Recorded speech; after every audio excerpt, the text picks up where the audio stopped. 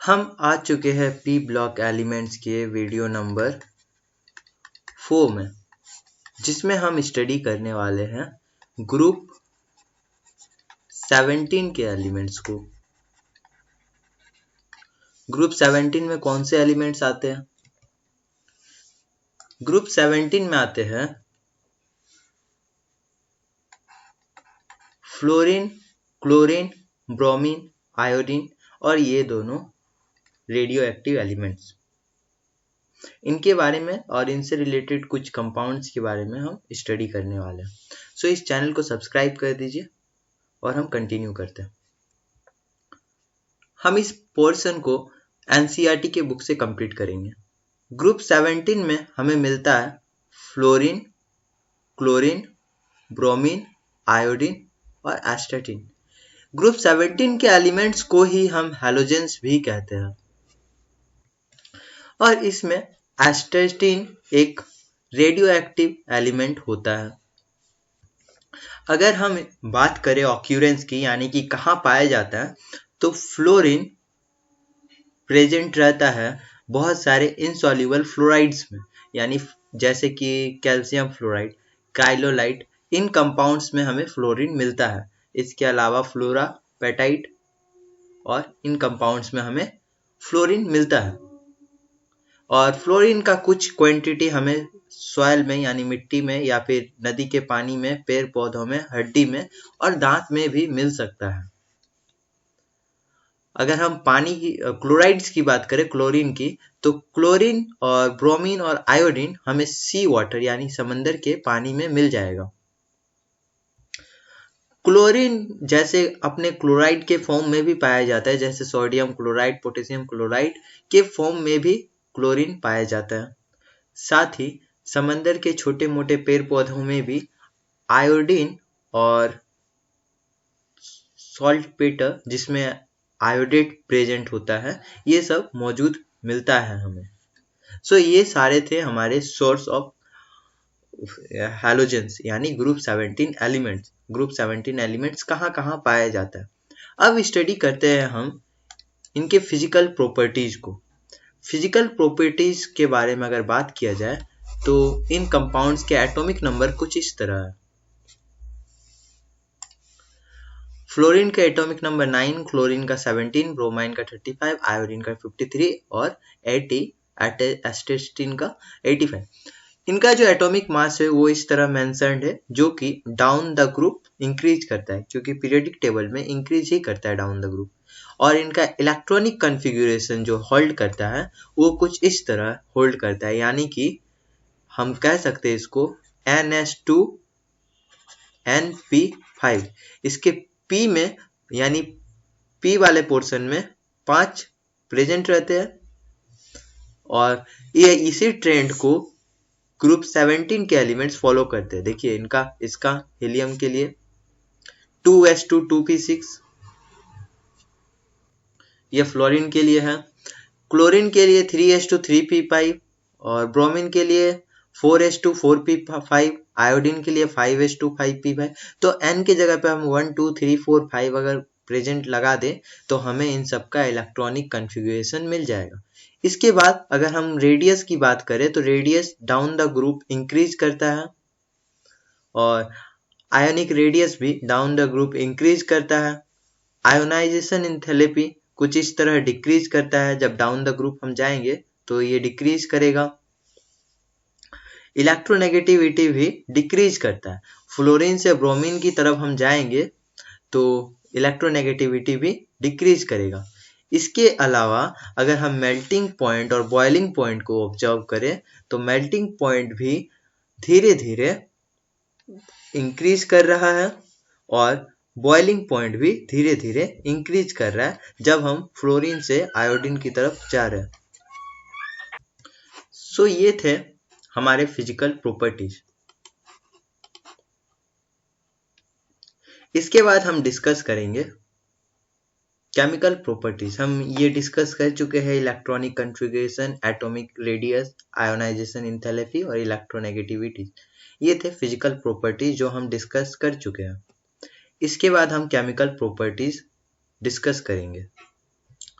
सारे हैलोजेंस -1 का oxidation state show करता है, पर क्लोरीन, ब्रोमीन और आयोडीन इसके साथ साथ +1, +3, +5 और +7 के ऑक्सीडेशन स्टेट भी शो करते हैं।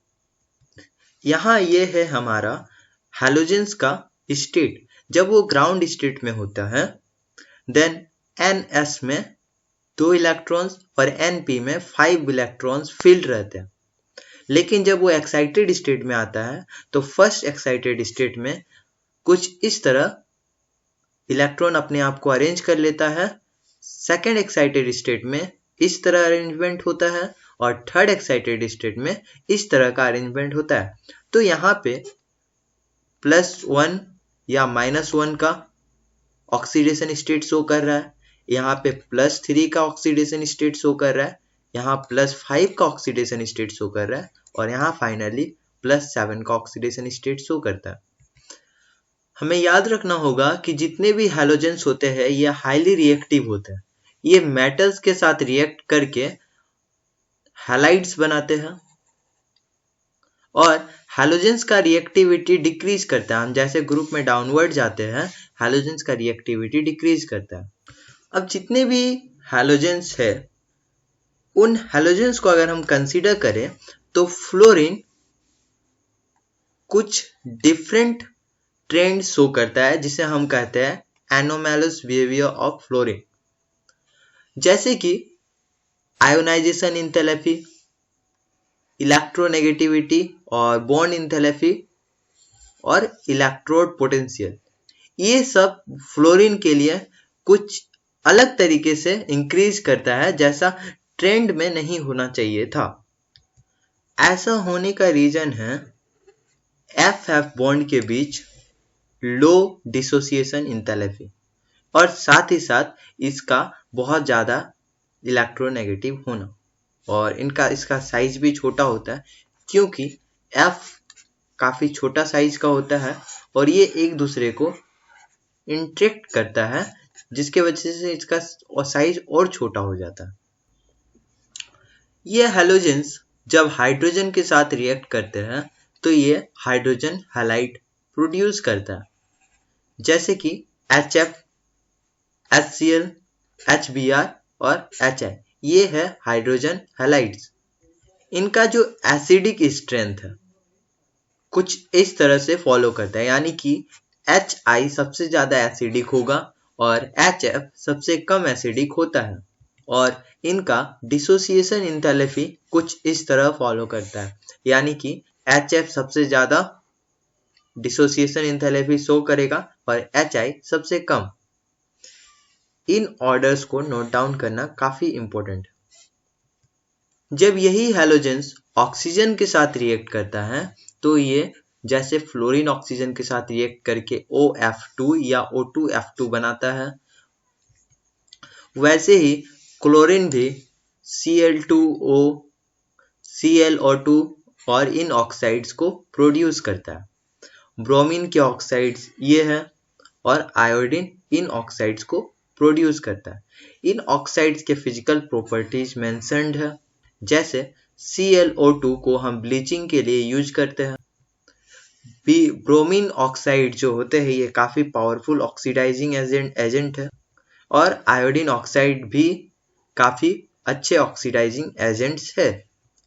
हैलोजेंस मेटल के साथ रिएक्ट करके मेटल हैलाइड्स बनाता है, जैसे एक एग्जांपल है Mg और Br जब रिएक्ट करता है तो ये MgBr2 बनाता है, मैग्नीशियम ब्रोमाइड।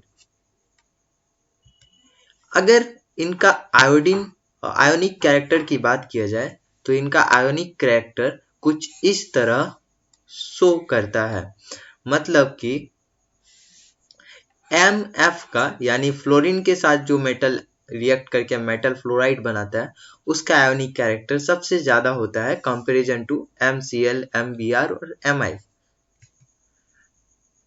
हैलोजेंस एक दूसरे हैलोजन के साथ रिएक्ट करके हैलाइड्स भी बना सकता है, जैसे कि X बस रूल ये है कि X जो है ये स्मॉलर होना चाहिए साइज में, सॉरी एक्स डैश जो है ये स्मॉलर होना चाहिए साइज में, और एक्स जो है ये लार्जर होना चाहिए साइड में। यानी कि हम CLF को बना सकते हैं लेकिन FCL को नहीं बना सकते। वैसे ही हम किसी भी लार्जर हैलोजन को लेकर स्मॉलर हैलोजन के साथ कंपाउंड बना सकते हैं। अब बात करते हैं क्लोरीन की। क्लोरीन डिस्कवर किया गया था 1774 में बाय सेल, जब ये HCl को MnO2 से रिएक्ट कर रहे थे। क्लोरीन को हम कैसे प्रिपेयर कर सकते हैं? एक प्रोसेस हो सकता है जब हम MnO2 मैग्नीशियम डाइऑक्साइड को HCl के साथ रिएक्ट करें और क्लोरीन को प्रोड्यूस कर सकते हैं। इसके अलावा इस तरह का रिएक्शन भी हमारा हेल्प कर सकता है। अगर हम हिट करते हैं पोटेशियम पर मैग्नेट को यानी कि MnO4 को HCl के साथ, तो भी हमें क्लोराइड का प्रोडक्ट को हम क्लोराइड पा सकते हैं। इंडस्ट्रीज में क्लोरीन को दो तरीके से बनाया जाता है, एक डेकॉन प्रोसेस, एक इलेक्ट्रोलाइटिक प्रोसेस। डेकॉन प्रोसेस में HCl गैस को एटमॉस्फेरिक ऑक्सीजन से रिएक्ट किया जाता है, जहां पे CuCl2 एक कैटलिस्ट की तरह काम करता है और टेम्परेचर 723 केल्विन होता है, तब हमें ये क्लोरीन गैस देता है। इसके अलावा इलेक्ट्रोलाइटिक प्रोसेस का भी यूज किया जाता है, जहां पे हम इलेक्ट्रोलाइसिस करते हैं और क्लोरीन प्रोड्यूस करते हैं।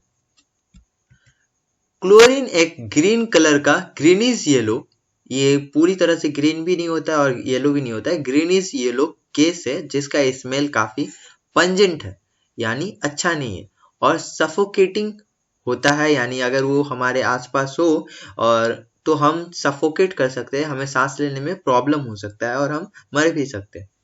ये क्लोरीन मेटल और नॉन मेटल के साथ रिएक्ट करके क्लोराइड्स बनाता है, जैसे कि Al के साथ रिएक्ट करके AlCl3 बना रहा है और सो ऑन। क्लोरीन के कुछ कंपाउंड जैसे कि ब्लीचिंग पाउडर, इसका यूज काफी जगह होता है।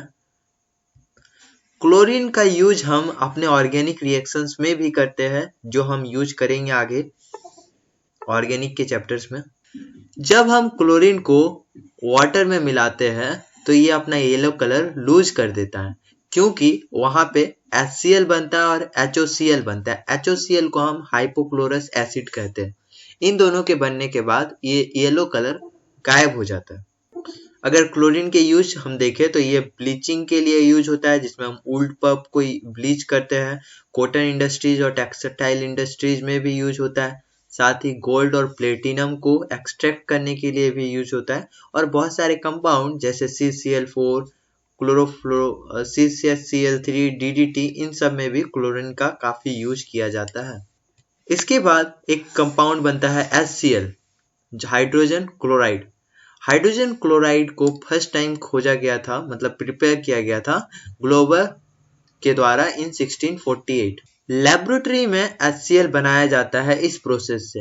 हम सिंपल NaCl यानी कि कॉमन सॉल्ट को सल्फ्यूरिक एसिड से रिएक्ट करवाते हैं, तो ये हमें सोडियम हाइड्रोजन सल्फेट देता है, और फिर हम हाइड्रोजन सल्फेट को सोडियम क्लोराइड से एक्सेस ऑफ सोडियम क्लोराइड से रिएक्ट करवाते हैं, तो ये हमें HCl देता है।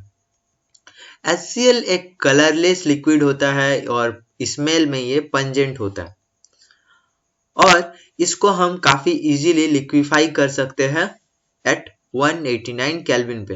ये नेचर से काफी एसिडिक होता है, इसीलिए हम इसको हाइड्रोक्लोरिक एसिड भी कहते हैं। इसका यूज हम जनरली क्लोरीन को मैन्युफैक्चर करने के लिए भी करते हैं, और साथ ही ग्लूकोज और बहुत सारे अलग अलग इंडस्ट्रीज में भी इसका यूज करते हैं हाइड्रोजन क्लोराइड को, और लेबोरेटरी में भी इसका यूज काफी होता है। अब हैलोजन जो ऑक्सा एसिड्स बनाता है, देखिए हैलोजेंस इतने सारे ऑक्सा एसिड्स बनाते हैं, मतलब ऑक्सीजन के साथ मिलकर जो एसिड बनाते हैं उसको हम ऑक्सा एसिड्स कहते हैं हैलोजेंस के। तो हैलोजेंस के ऑक्सा एसिड्स के नाम और फॉर्मूला यहाँ पे प्रेजेंट है। इनका स्ट्रक्चर भी यहाँ हमें मिल जाएगा। हाइपोक्लोरस एसिड का स्ट्रक्चर ये होता है, क्लोरस एसिड का स्ट्रक्चर ये होता है, क्लोरिक एसिड का ये होता है और परक्लोरिक एसिड का ये होता है। इंटरहैलोजेंस कंपाउंड हम किसे कहते हैं? जब दो हैलोजन आपस में रिएक्ट करता है और एक कंपाउंड बनाता है तो उसे हम इंटरहैलोजेंस कंपाउंड कहते हैं। इसमें X जो होता है ये लार्जर साइज का होता है और X डैश स्मॉलर साइज का होता है। तो हम कैसे प्रिपेयर कर सकते हैं इंटरहैलोजेंस कंपाउंड? देखिए, अगर हम Cl2 और F2 को रिएक्ट करेंगे 437 केल्विन में तो ये हमें 2ClF देगा। ये एक इंटरहैलोजेंस कंपाउंड है। सिमिलरली ये सब भी इंटरहैलोजेंस कंपाउंड है क्योंकि इसमें सिर्फ हैलोजेंस ही है।